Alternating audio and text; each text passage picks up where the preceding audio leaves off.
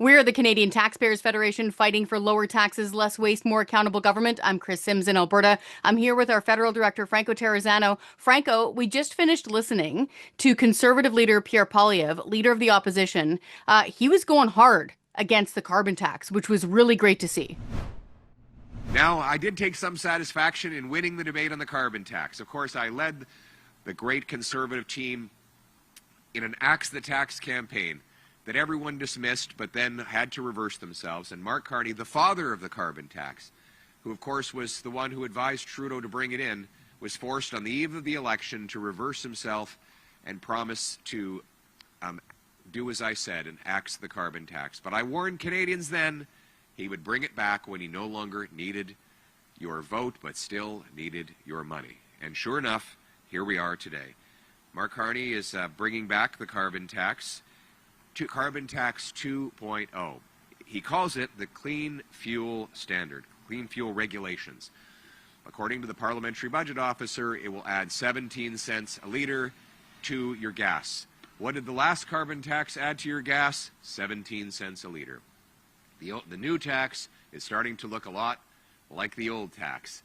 And Mark Carney thinks no one will notice. Well, Conservatives have noticed, and that is why we are announcing today that we are making it a priority to boost take-home pay and reverse the Liberal cost of living crisis by opposing Mark Carney's Carbon Tax 2.0. We want to axe all carbon taxes for good, for real, for everyone, forever. Well, look, Chris, there you have it. Everyone saw the clip. Look, huge kudos to Poilievre and the Conservatives for continuing to fight carbon taxes, right? Like, we all know that the Carney government, they ended the consumer carbon tax, right? The consumer-facing one, the one you saw at the gas stations and on your heating bill. But look, there's still a couple different types of carbon taxes that we have to fight. And in that press conference interview, the video that we just played, Poilievre is specifically going after one form of carbon taxes, right? So you'll remember that the Trudeau government brought in a hidden carbon tax that it buried in fuel regulations, right? So it's so good to see Poilievre continuing to fight carbon taxes because, look, the Carney government is continuing with that hidden carbon tax through fuel regulations. And, once those fuel regulations are fully implemented by 2030, well, they'll add up to 17 cents per liter to the price of gasoline and cost the average household up to $1,100. Now, that data is not from us. It's from the independent budget watchdog of the federal government, the Parliamentary Budget Officer. And it really underscores a key fundamental point, right? It doesn't matter what politicians or government spinners label a carbon tax. A carbon tax is a carbon tax is a carbon tax. It makes your life more expensive and it doesn't work. And that's really why it's good to see Poilievre and the Conservatives continue to fight against all carbon taxes in all form. And in particular, carbon tax or Poilievre was swinging away at the government's hidden carbon tax that it buried in fuel regulations. I'm really glad he did too, and I really want to put a point on this because I know we can all nerd out on carbon taxes a lot, and sometimes it gets confusing. It takes a lot of focus to tweeze out the fact that we have what we often refer to as the second carbon tax, okay? For people who don't understand what that is, if you're living in British Columbia, you're still paying it. That is why, on average, the second carbon tax, which is a government fuel regulation, okay, typically adds about 18 cents extra per liter of gasoline and diesel at the pumps. As of right now, it doesn't apply to home heating, but let's not give them ideas. What's great here that Pierre Poilievre is pointing out is that Trudeau, as you said, Franco, also implemented this sort of fuel regulation thing. Now, it's technically lower right now across Canada, but exactly to your point, within a few years, Franco, people are going to be paying through the nose. So it's super important for Poilievre to know that that is coming down the pipe and to fight it directly. Outstanding. Now, I want to shift quickly to another hidden carbon tax, but this is the industrial carbon tax. Now, we all heard from Carney on the election campaign trail. There was a lot of ballyhoo about getting rid of the consumer-facing carbon tax, which is gone, which is great. That's why it's about 20 cents per liter cheaper right now at the gas station. But this is the big one. He's cooking up a new industrial carbon tax. And I can't quite exactly remember, Franco, how he put it. He wanted to change the carbon tax, correct? Yeah, well, let's just listen to Carney himself, right? This is Carney during the campaign trail. Here's what he said about carbon taxes, changing the carbon taxes, and the hidden carbon tax on Canadian businesses. Give it a listen. The issue wasn't, to coin a phrase, whether to axe the tax. The issue was how to change it. How to change it in all its respects. Because the easiest thing is just to literally axe the tax. But if you axe the tax, well, first, our emissions aren't going to go down, and maybe you don't care. Maybe you don't believe in climate change. Oh yeah. Maybe you think for the first time in Canada's history, we're not going to pull our weight in a big global problem. It's not the Canada I know, but maybe that's the Canada somebody's trying to create. It's not right, but people try. Maybe you don't recognize that the average family, not here in BC where you get, but the average family across Canada gets $700 more back in the rebate than they pay in the tax. Okay? Yeah, I know, but across the country, elsewhere in the country. And particularly in places, rural communities, other where it really matters. So you don't care about that, and you don't think our businesses need to get their emissions down. So in changing the carbon tax, what we put out 10 days or so ago, 2 weeks ago, we addressed all those things. We're getting rid of the consumer carbon tax, we're getting rid of the carbon tax on small businesses, we're getting rid of the carbon tax on farms. We're making the large companies pay for everybody. Well, there you go, folks, right? Carney doesn't really want to scrap carbon taxes. He wanted to change the carbon tax, right? So as we mentioned, he ended that consumer-facing carbon tax. But there you go. He's talking about the hidden carbon tax on Canadian businesses, right? What is typically referred to as the industrial carbon tax. Now, Carney is essentially trying to shrug it off like, don't worry, folks, you won't pay this carbon tax on Canadian businesses. Nothing to see here. Canadian businesses will just eat those costs. But it's like, come on, folks, right?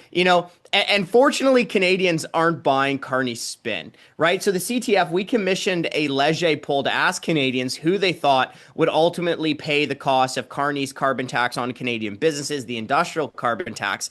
And look, the poll showed that 70% of Canadians say that businesses will pass on most or some of the costs of the industrial carbon tax onto Canadians through higher prices. But it's not only that, right? Only 9% of Canadians actually believed Carney that businesses will pay most of the cost of his business carbon tax. Now, look, I think it's pretty easy for Canadians to understand, right? A carbon tax is a carbon tax is a carbon tax. And look, when you carbon tax refineries, that makes your gas and diesel more expensive. When the government carbon taxes utilities, that makes your home heating bill more expensive. And when the government carbon taxes fertilizer plants, well, that increases costs for farmers, and that makes people's food more expensive. So look, Carney, to use his own words, he's not scrapping carbon taxes, he's changing them. He's going to impose carbon taxes on Canadian businesses, and Canadians know that a carbon tax on Canadian businesses will mean higher prices for all of us. I'm really glad that we're highlighting this, and I'm just really glad that Pierre Poilievre is sticking on to this, because a lot of things can change after an election, right? He just won his seat back here in Battle River Crowfoot, right? So we get it, politicians can change, but man, he was just putting the boots to the idea of a carbon tax, which is really great to hear. Again, I want to specify, we're talking about two different things. There's one that we often call the second carbon tax. That is a fuel regulation. That's basically where the government says, hey, petroleum company, we expect you to have really low carbon fuels. And if you don't, you have to buy this big, crazy international credit system, and then we're going to punish you for it by fining you, basically. That's essentially what they're doing. And then that cost is then passed on down per liter of gasoline and diesel. What Carney is talking about here is what we call the industrial carbon tax. That's where, as Franco just said, it's applied to things like fuel refineries, okay, fertilizer manufacturers, okay, utility companies, and then it's passed on through our bills. Franco Terrazzano talks a lot about it in his great book, Axing the Tax, the different types of carbon taxes. So does Mark Carney, by the way. He wrote an entire book based on stuff like this. And in this book, Mark Carney, when he was a UN special envoy on this topic, he talked about carbon taxes being essential. Okay, what's really important here also is that Pierre Poilievre isn't just fighting the so-called second carbon tax. He's also just digging in on this industrial carbon tax. He went on the record last week, right? Yeah, so hey, recently Poilievre was doing a press conference. The press conference mostly focused about tariffs and all that kind of stuff. And Poilievre was specifically asked about tariffs, and then he brought up the point like, look, if you're worried about Canadian businesses, we should be worried about the government's own carbon tax on Canadian businesses. So anyways, let's throw to a clip from Poilievre talking about the industrial carbon tax and tariffs. Here it is. Steel and aluminum. The federal government has not yet matched the tariff rate on steel and aluminum. The U.S. is currently at 50%, while ours is at 25%. Would you like to see them raise that up to 50% and match the U.S.'s rate on steel and aluminum? Well, my preference would be to see the Americans lower their tariffs so that we can reinstate free trade. But one tariff that I will be cutting for sure, and I will push the Prime Minister to cut for sure, on our steel and aluminum, is the industrial carbon tax. I find it astonishing. Well, I understand Donald Trump's priority is to take Canadian jobs and move them to the United States. He's been very blunt about that. What I don't understand is why Prime Minister Carney would help him do it with an industrial carbon tax on our steel and aluminum products. So our workers are not only hit with Trump tariffs, but with Carney's carbon tax.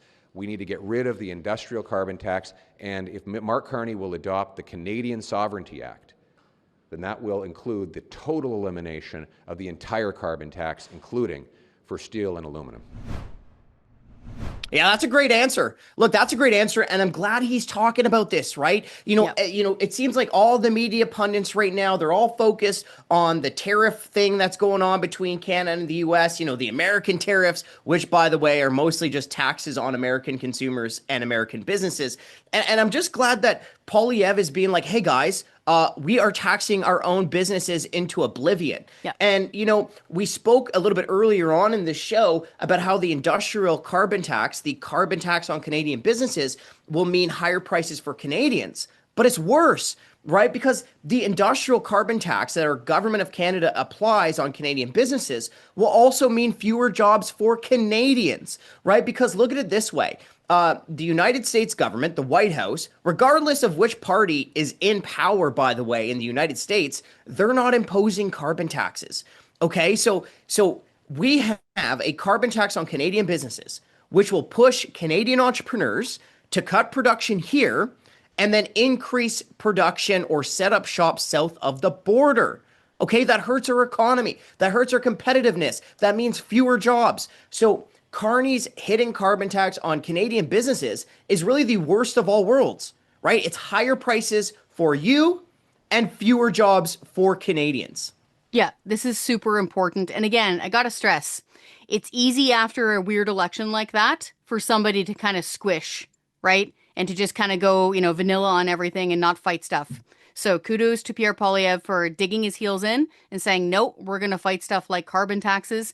These things are super important, folks, because carbon taxes make your life more expensive. And heavens knows that a lot of people are fighting to afford the basics. Franco, thank you so much for breaking this down for us. We got to spread the message, folks. Head on over to our website, taxpayer.com, sign the petition to have zero carbon taxes in Canada.